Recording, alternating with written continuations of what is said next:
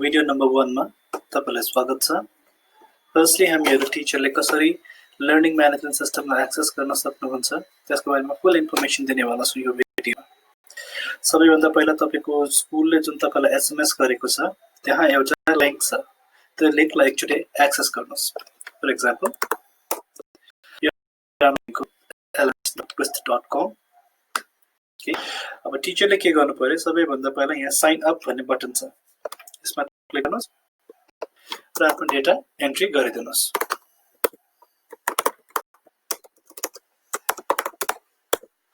Phone number हालिदिनुस्।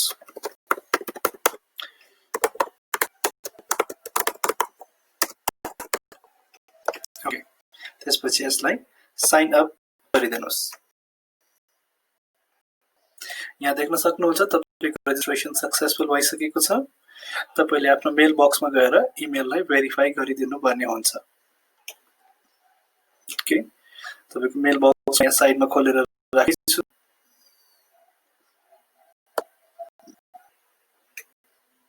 Okay, त्यतिन्जेलसम्म एकचोटी admin प्यानलमा तपाईको स्कुलको एडमिनिस्ट्रेसन के देखिन्छ त्यो एकचोटी म देखाउँदैछु तपाईलाई। इन्स्ट्रक्टर भन्ने प्यानलमा जानुहुन्छ भने त्यहाँ देख्न सक्नुहुन्छ हामीले एन्ट्री नम्बर 3 भर्खरै गरेका छौं, सुमन गुरु jsuman08@hotmail.com र त्यहाँ एउटा फोन नम्बर पनि राखिएको छ। अहिले तपाईको स्ट्याटस अनभेरिफाइड देखाइएको छ। यसको मतलब तपाईलाई स्कुलले एन्ट्री गर्न अलाउ गर्नेवाला छैन। सबैभन्दा पहिला आफ्नो इमेल खोलेर आफ्नो स्ट्याटस भेरिफाइड बनाउनु पर्ने हुन्छ।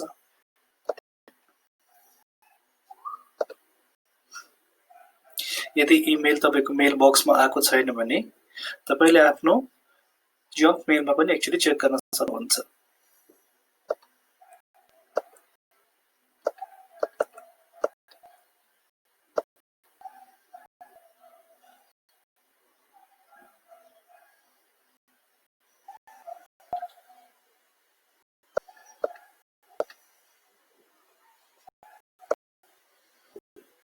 ओके,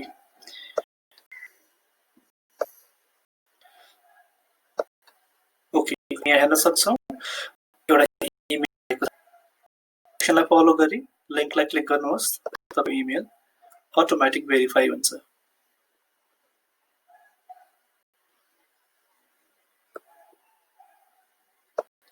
हामी एडमिन प्यानलमा छौं, रिफ्रेश गर्छौं एकचोटी।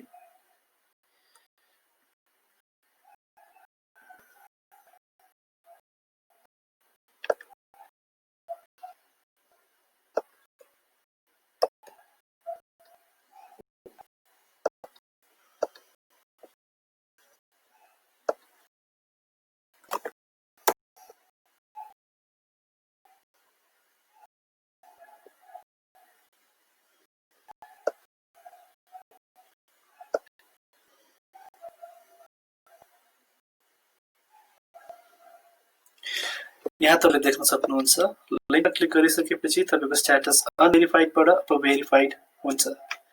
स्कुलले तपाईलाई त्यसपछि लग डिटेल्सहरु पठाउन प्रयास गर्छ। त्यसको लागि स्कुलले तपाईलाई एउटा कोड दिन्छ।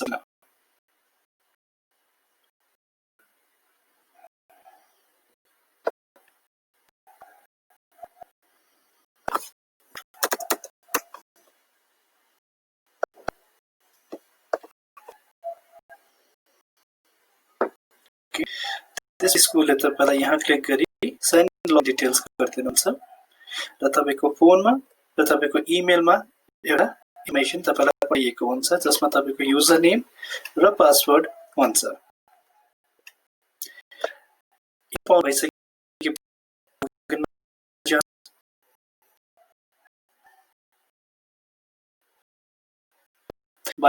तपाईको एनरोल तपाईको युजर नेम हुन्छ, हजुरको फोन नम्बर तपाईको पासवर्ड हुने वाला छ।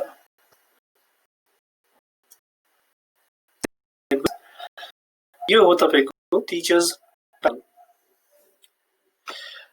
नेक्स्ट स्टेप भनेको तपाईले कोर्स एड गर्ने हुन्छ। एड गर्नुस्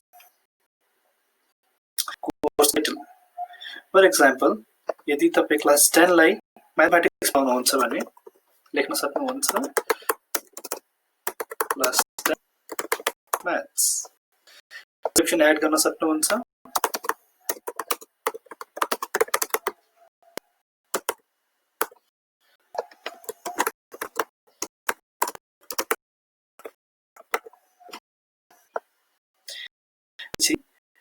क्लासको कम्पल्सरी म्याथमेटिक्सलाई सेलेक्ट गर्न सक्नुहुन्छ। क्लासेस यो सब्जेक्टहरू स्कुलले पहिलेदेखि नै एन्ट्री गरेर राखेको हुन्छ। सबै स्कुलले एन्ट्री गरेको हुन्छ, सही क्लास गर्नुपर्ने हुन्छ। इङ्ग्लिस तपाईको जुन कोर्स छ त्यसको कुनै इन्स्ट्रक्सन भिडियो बनाउनु भएको छ भने त्यसलाई तपाईले यहाँ राख्न सक्नुहुन्छ। युट्युब राख्न सक्छौं, कुनै पनि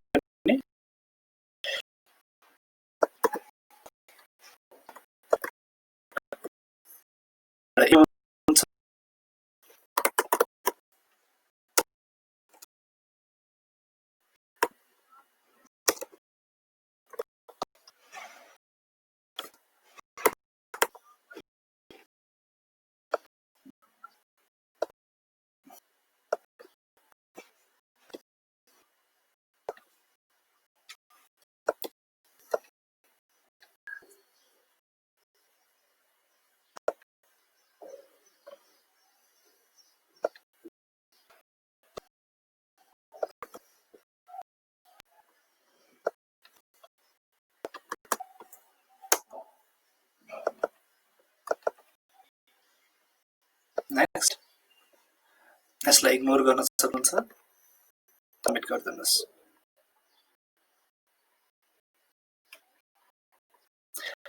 एकपटक तपाईले कोर्स सबमिट गर्नु भइसकेपछि तपाईको कोर्स पेन्डिङमा रहन्छ।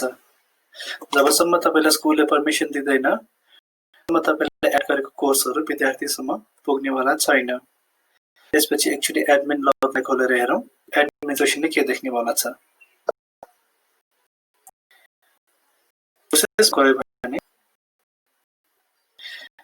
हामी देख्छौं क्लास 10 को म्याथ्स हामीले पहिला एन्ट्री गरेका छौं जुन पेन्डिङ छ। स्कुलले एकपटक तपाईको सब्जेक्ट क्लास सबै कुरा भेरिफाई गरिसकेपछि त्यसलाई एक्टिभ गराइदिनुहुन्छ। एक्टिभ सकेपछि कुनै इन्स्ट्रक्सन छ भने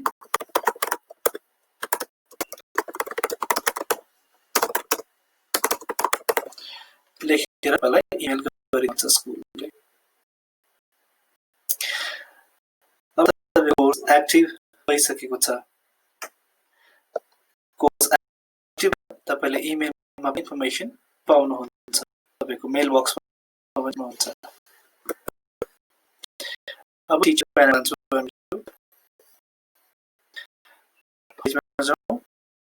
हेर्नुहुन्छ र एक्टिभ भइसकेको छ। अरु कुनै सब्जेक्ट पढाउनुहुन्छ, अरु कुनै क्लासलाई त्यही सब्जेक्ट पढाउनुहुन्छ भने अरु कोर्स पनि एड गरेर सबमिट गर्न सक्नुहुन्छ। कोर्सेसहरु कसरी डेभलप गरिन्छ त्यो अर्को भिडियोमा एक्सप्लेन गरिन्छ तपाईलाई। अहिलेको लागि यति नै।